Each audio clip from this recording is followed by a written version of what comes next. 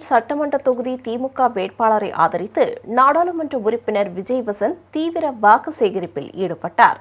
அகஸ்தீஸ்வரத்தில் மக்களை சந்தித்த அவர் மதசார்பற்ற கூட்டணிக்கு வாக்களிக்குமாறு கேட்டுக் கொண்டார். முன்னதாக மறைந்த வசந்தகுமார் நினைவிடத்தில் உள்ள அவரது திருவுருவ சிலைக்கு வேட்பாளர் மகேஷ் மற்றும் விஜய் வசந்த் ஆகியோர் மாலை அணிவித்து மரியாதை செலுத்தினர். இந்த நிகழ்வில் ஒன்றிய செயலாளர் பாபு, திமுக தலைமை கழக பேச்சாளர் தாமரை பாரதி உள்ளிட்ட ஏராளமானோர் கலந்து கொண்டனர்.